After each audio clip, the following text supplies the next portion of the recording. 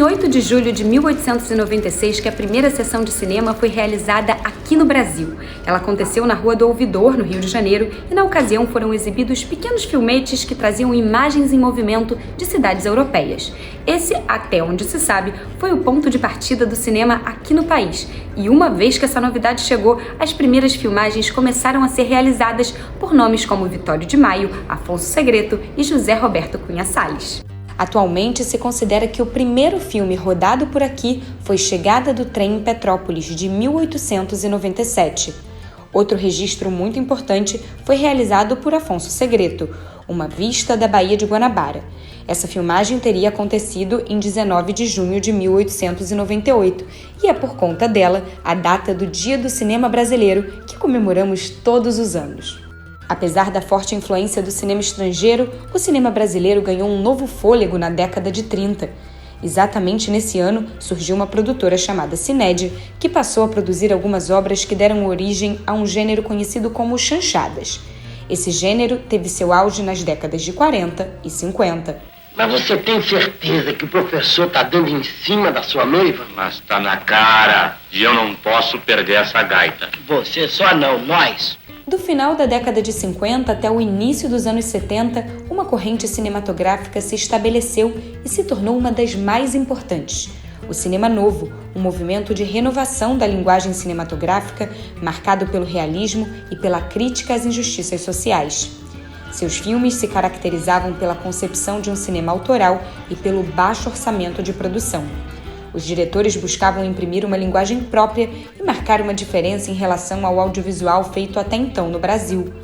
Ao contrário da maior parte dos ciclos anteriores, como as chanchadas da Atlântida ou a fase dos estúdios Vera Cruz, os diretores do cinema novo não buscavam se espelhar em modelos internacionais e tinham como objetivo maior estabelecer esse diálogo efetivo com a realidade do país. Se destacam entre a geração cinema novista nomes como Joaquim Pedro de Andrade, Nelson Pereira dos Santos, Cacá Diegues, Leon Richman, Arnaldo Jabor, Paulo César Sarraceni, Rui Guerra e especialmente Glauber Rocha, com sua obra extremamente inovadora e provocativa. Trago minha força ao meu santo para libertar o meu povo! Já a fase do cinema marginal acontece do final dos anos 60 a meados dos anos 70 no Brasil e é caracterizada por filmes autorais e experimentais que chamam a atenção para problemas e incoerências do país durante os anos mais violentos da ditadura militar. Os gêneros são variados, como policial, drama, erótico e terror. Os filmes, em geral, de baixo orçamento, são produzidos principalmente na Boca do Lixo, no centro de São Paulo, e no Rio de Janeiro, pela produtora Bel Air. As produções que ficavam à margem do circuito de exibição estavam bastante alinhadas com o movimento de contracultura, ideologias revolucionárias e também com o tropicalismo, movimento musical da mesma época. Um dos filmes símbolo do cinema marginal e que demonstra essa radicalidade é O Bandido da Luz Vermelha, de Rogério Sganzerla. Ele pode atacar a qualquer momento, do dia ou da noite. O bandido mascarado não respeita a mulher nem a propriedade privada de ninguém. Em 1969 foi criada a Embrafilme, Empresa Brasileira de Filmes. O governo militar apoiou a ideia para usar o cinema como uma ferramenta de controle estatal.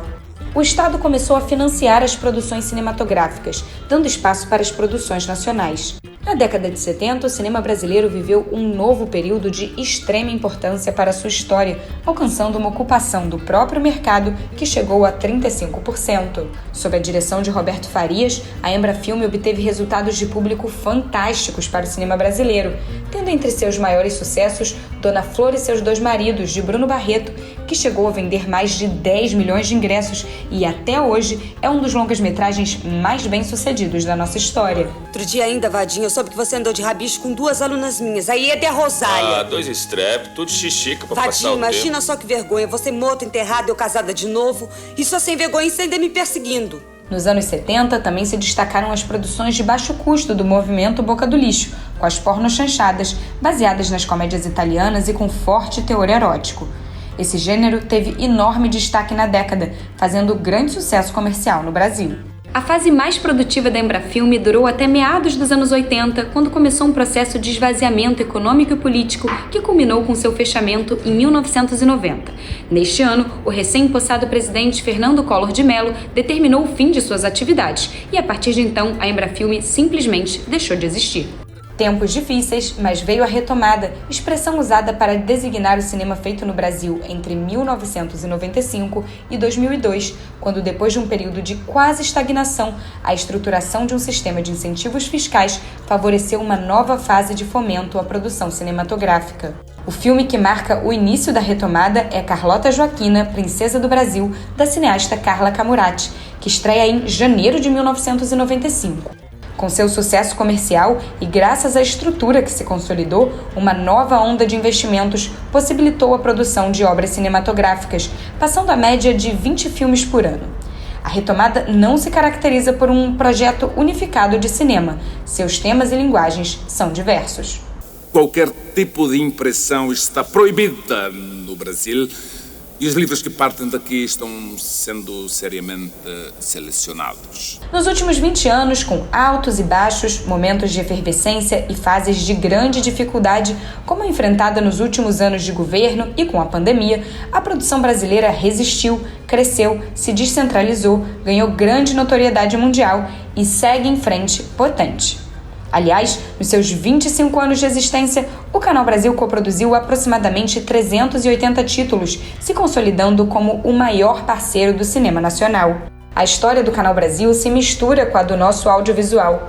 Está no nosso nome, no nosso DNA desde o início. E para celebrar a tão emblemática data de 125 anos do cinema brasileiro, a curadoria do canal selecionou 125 produções dentre os mais de 5.000 títulos de longas e curtas-metragens exibidos na programação ao longo das 2 últimas décadas e meia. A mostra pretende sintetizar o retrato mais fiel da nossa cultura, passeando por todas as épocas e ciclos para compor um retrato abrangente e democrático, mas, sobretudo, pautado na qualidade artística de cada filme. A seleção levou em conta premiação no Brasil e no exterior, reconhecimento de público e crítica, relevância do filme no contexto histórico de seu lançamento, além da contribuição estética de cada produção. Isso aqui não é um assalto. Vocês estão assistindo uma expropriação revolucionária.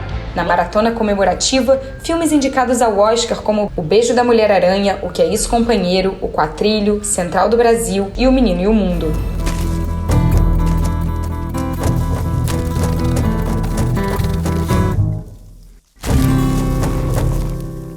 Para representar a relevância internacional da produção verde e amarela, também exibiremos títulos premiados em grandes eventos como Cannes, Berlim, Sundance e Veneza.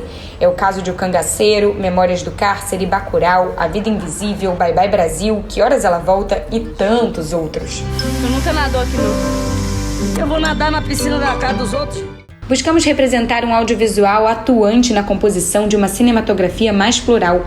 Cineastas como Adélia Sampaio, a primeira mulher negra a realizar um longa no Brasil, assim como Zózi Bububu e Joelzito Araújo, além de diretores pretos da nova geração, como Gabriel Martins e Jefferson D. E aí, rapaz? Tá se passando, queridão? Eu, mano? Você mesmo, irmão. Suave, mano. Não me reconhecendo não, mano? Já em mim, mano. Ô, até eu já me reconhecendo não, mano? Ô, é isso mesmo aí. Ô, mano.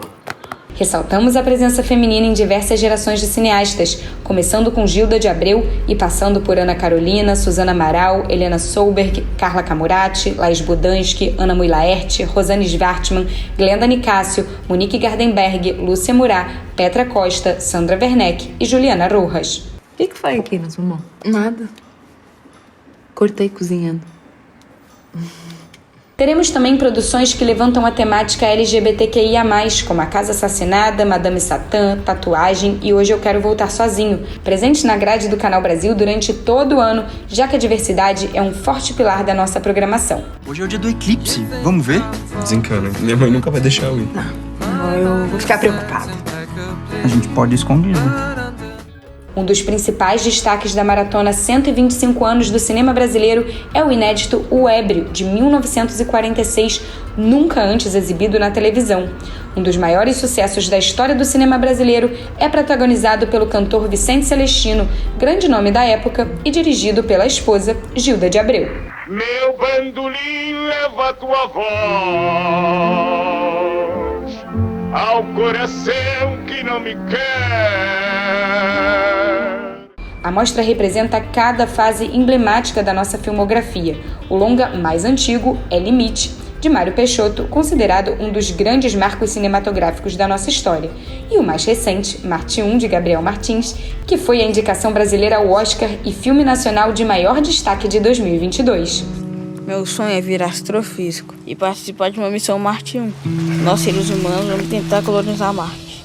Vem celebrar o cinema brasileiro com a gente. A festa vai ser longa, da madrugada do dia 18 para o dia 19 de junho, começando à meia-noite, até o dia 27 de junho, às 9h30 da noite. Imperdível!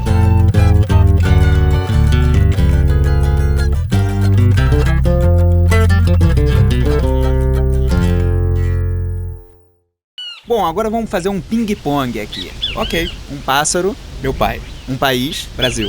Um canal, esse. Um botão, inscreva-se. Muito obrigado pela sua presença no nosso programa e para mais vídeos como esse, inscreva-se no canal do Canal Brasil. Clica. Clica, clica, clica, clica. Clica, clica, clica.